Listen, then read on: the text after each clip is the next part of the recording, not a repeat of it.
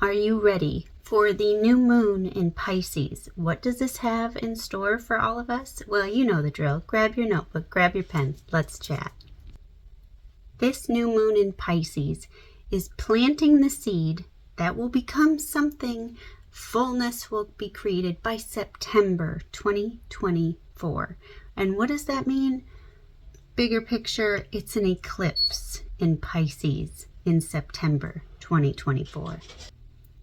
This new moon is asking us to step out of our comfort zone. It's asking us to plant seeds that we know we're open to fated events happening, because eclipses are all about fated events. And so this Pisces new moon is giving us the ability to put out in the universe what we want to come back to us tenfold. So what else makes this new moon extra special? Well, on the 9th, we have Mercury entering into Aries, and it will be there for about 2 months. There will also be an Aries Mercury retrograde on the 1st of April. Yes, not an April Fool's, it's real. Then on the 10th is this new moon in Pisces, and then on the 11th, we have Pisces entering exalted Venus. It's going to be just a time to thrive, shine, feel the feels, but in the most beautiful of ways. Pisces loves being in Venus. It's like the best dream you've ever had. It's the best date you've ever been on. It's the best memory you've ever created in your life. That's literally the next 3 weeks. So you can really dream up, feel, and create the world you want to live in over the next 6 months in this dreamy energy. And Aries in Mercury is saying, be direct. Don't question yourself. Make that decision and go after it. And it's going to happen. You just get to manifest it now. So, taking a time out, meditating, taking a walk in nature, doing some water activities like taking a bath or going swimming if you're in an area that lets you, or you have a membership to a public pool. I don't know if that's a thing anymore. Or taking a long shower and just let it cleanse you of all the energies and really be open to hearing messages from the divine on the other side, because Pisces is connected to the mystic.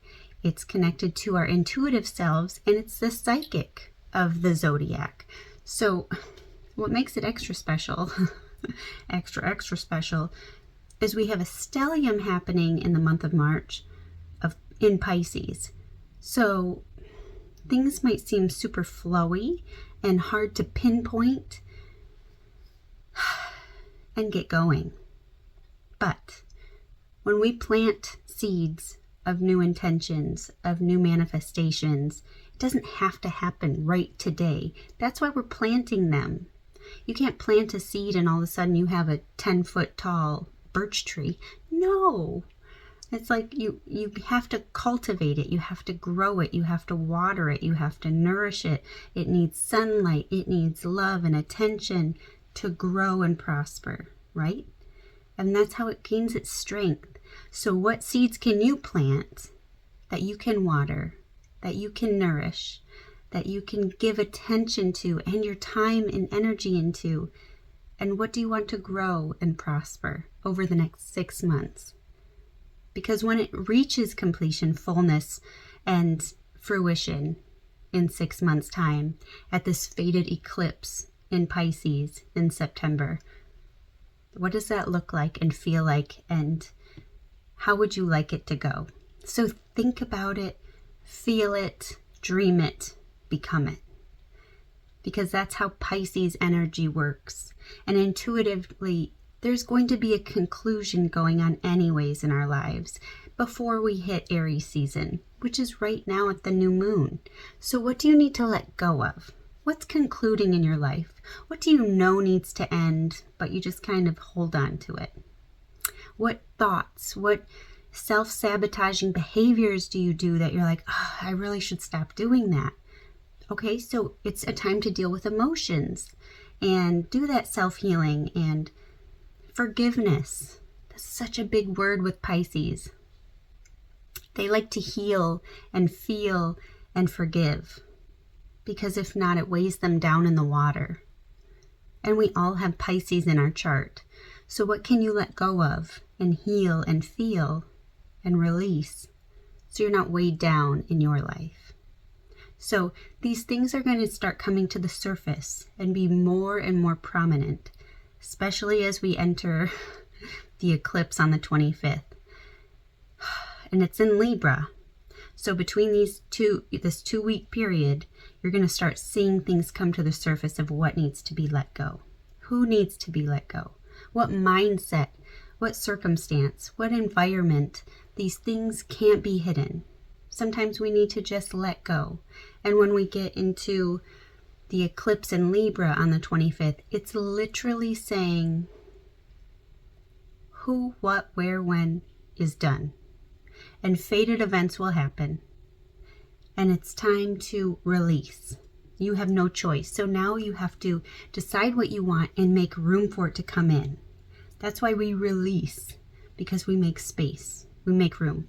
So it's really, you can use this time of healing and your spiritual practice and really creating that space for yourself. Because in 6 months' time, you can really have that relationship, you and your higher self, on a different level. You want to work on your intuitive abilities? Perfect time. You want to work on forgiveness? Write it down, work on it. It's a great time to have that journal going. So whatever comes to mind, get it out before you go to bed. Or a dream journal, because your dreams are going to be incredibly vivid over the next 3 weeks. But especially at this new moon. 3 days before, 3 days after, you will have so much insight coming in. You can't hide from it. It's asking you, here it is. What do you want? What do you need to let go of? I'm going to put it right in your face. So it's a time to interpret dreams as well. And a lot of angel numbers will be coming up. And remember, it's an 11 month in numerology. So it's all about the bigger picture, bigger experiences, expanding yourself, expanding in the possibilities. So what do you want to expand on? Pisces is a mutable sign. It flows. It creates. Anything you put it in, it adapts, right? Think of any container. You put it in a bottle, it becomes a bottle. You put it in a square container, it becomes a square. What do you want to create for yourself that is that flexible and moldable? It's mutable. So think in a bigger term, because if you put the intention out there and you put the effort in and you do a daily routine about it, watch it grow. So with that being said, I hope this new moon is as magical and mystical as it already feels for you and those around you. So with that, I'm sending you so much love. Bye for now.